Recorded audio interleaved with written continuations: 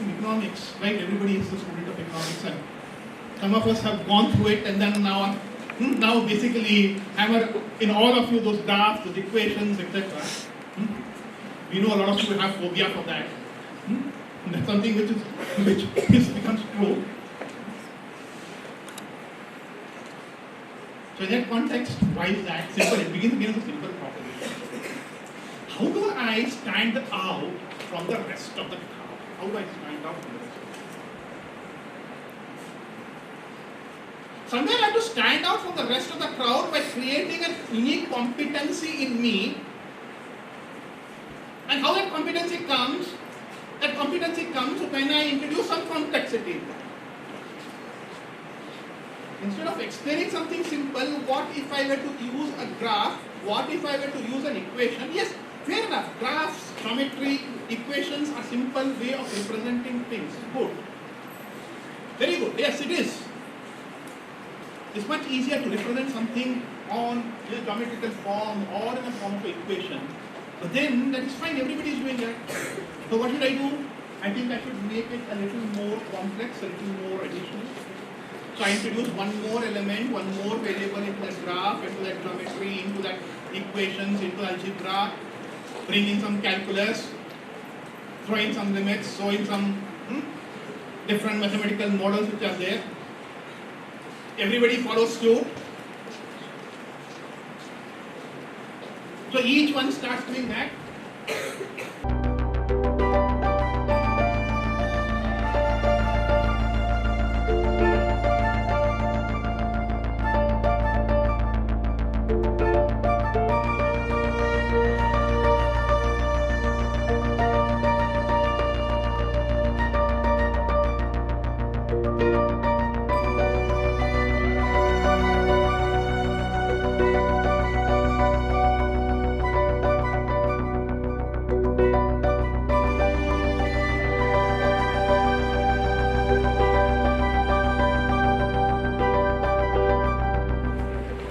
This promises to be a very, very interesting panel discussion on sustainability, discrimination and urbanization. So the division of responsibilities among the 3-4 of us would be that I'll talk more or less entirely on the economics of urbanization. So what I would like to do is, I did listen to Dr. Arvind Veermani's inaugural lecture yesterday, keynote address yesterday. And I was actually disappointed. He talked a lot about the macroeconomic parameters of the Indian economy, workforce participation, foreign exchange reserves and all that. But if India has to become Viksit Bharat by 2047, there is no way we are going to do that if we ignore urbanization. No country on the surface of this earth has become developed and has attained a per capita income of at least $10,000 without becoming at least 60% urban. Okay, so if you are developed, there is a very high correlation between urbanization and economic growth. So I am very surprised and disappointed that Dr. Veermani left out urbanization out of the picture. Okay, so that's the first thing I want to say. So maybe that is partly because we are all guided to believe so far that India is a land of villages and only 31% of India is urban, right? But I would like to defy that myth now, okay? Because I would like to place the definition of India's urbanization in international perspective here. If, for example, you were to take a country like Australia, right?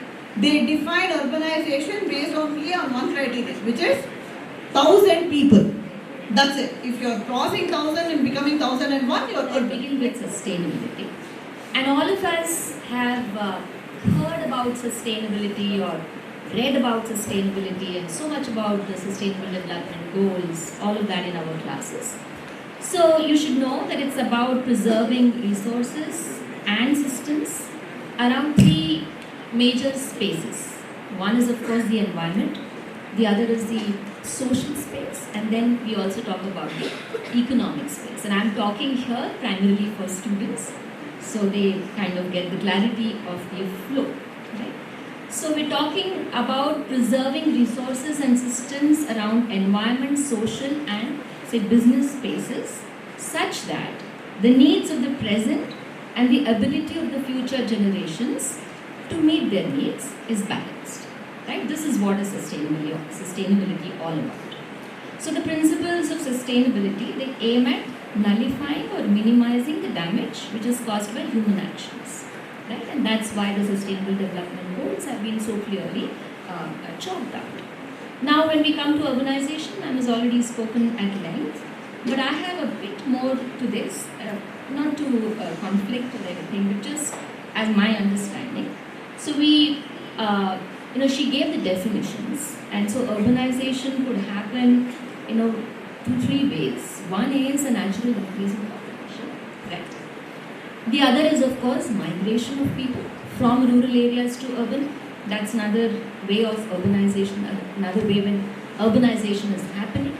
But the third way, which is not talked about so much, is when villages, they also transform, right? So you have some features of urban settings, and when villages, they transform and they have almost similar kind of settings developed over a period of time, they're no longer villages, they become towns, and that's also part of urban. Anything else? So I feel, if I can put words in your mouth, you don't feel like you belong to this place, right? Yeah. What is that feeling? Why don't I belong here? Maybe I don't like the food. I don't know the language. I don't understand the culture here. I don't understand the festivals here. Right? So basically what I would like to bring to this discussion from my end is to understand in this whole discussion of urbanization, cities, migration, I want to bring the discussion to the aspect of people who are living it. So when we are saying spaces are urbanizing, what we also want to see is that whether people are urbanizing or not. And here, that's why I wanted to ask all of you, I'll go to the other section of the society, but all of you are here for a purpose to finish your education, staying here for 6 months, yet you don't feel that you belong to this place. So where is this belongingness coming from? And in fact, if you try and look at the literature on urbanization and how people exercise their urbanized practices, what it takes you back to is this very a phrase called right to the city. You cannot really not come across this phrase called right to city in order to understand the people who are living in a city. So basically, in a very simple word, what it tells you is that what I asked you, do you feel that you're part of the city or not?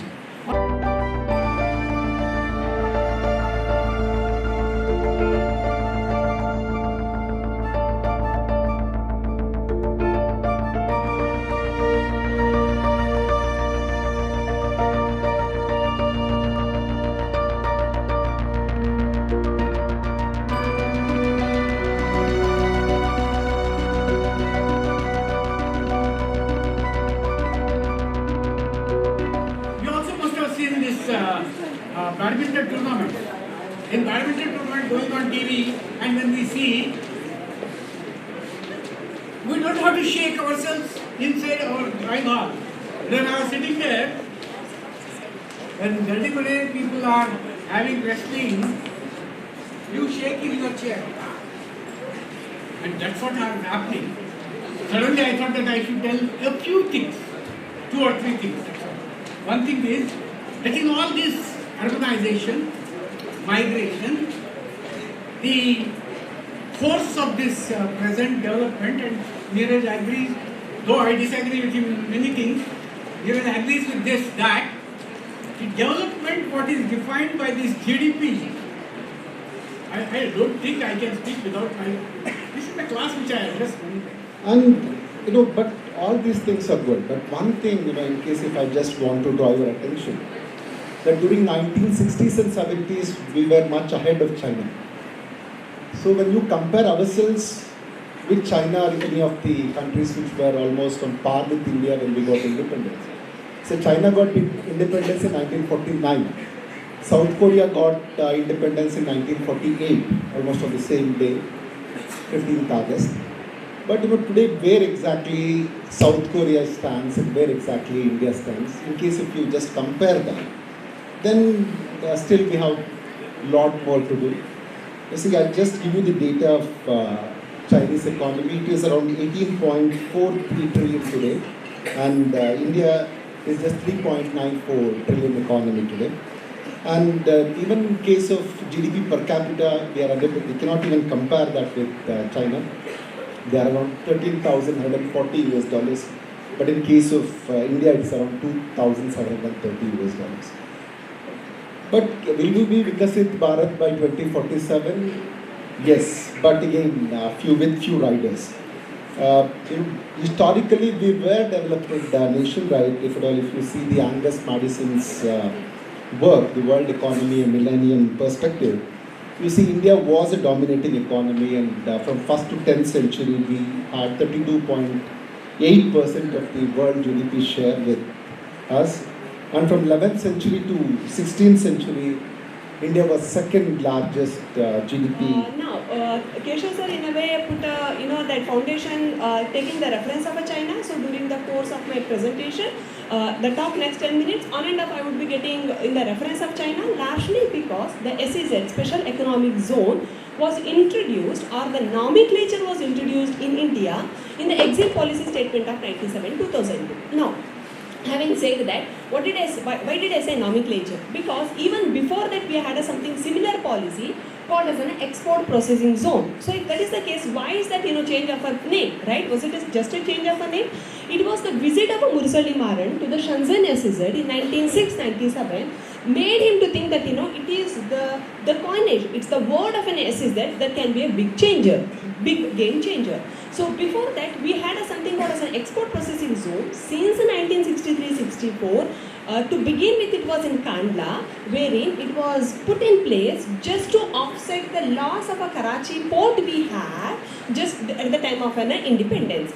And then subsequently, we had by 97-2002, we already had a 7 such export processing zone in 7 different places. And the best part of those 7 EPZs, a free trade zone, were all of they are located on the port except the Noida SEZ, which was more on the hinterland. So when the SEZ policy came into picture, it was not just a change of a nomenclature.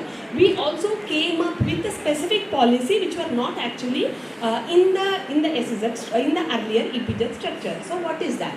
To begin with, it is a 100% export. It means if I am setting up a SEZ as an industrial unit, whatever goods I produce, I have to sell it to international market. What in case if I want to sell it to the domestic market? Then it will be considered, if you are buying, then you are the importer to me and I am the exporter to it. And vis-a-vis, if I am buying it from you, then it is an import to me and then it is a export to you. So that's a basic thing. Why did this particular, that analogy they came up with? So that, when you are giving so much of a stimulus, policy stimulus you are giving. And participants and dear students, I am here to tell you a story of India's growth rate from 1947 till date, and also I touch upon a little bit of what India calls Viksit Bharat, India's growth story up to 2047. This all consists, most of the youngsters, you may be amazing to hear India's status in the 1950s, the time Britishers left this country. India was known for poor country, agrarian country, backwardness in all respect, even not self-reliance in the food grains, though it was agriculture country, we were heavily dependent on food grains to import till beginning of the 1970s. Today we are so proud that world is looking at India. India has become a growth puller of the world. It may be amazing for the Britishers to understand today. The time Britishers left, they talk so much about India's backwardness, this and that. Today we are proud to say that we are investing heavily in UK.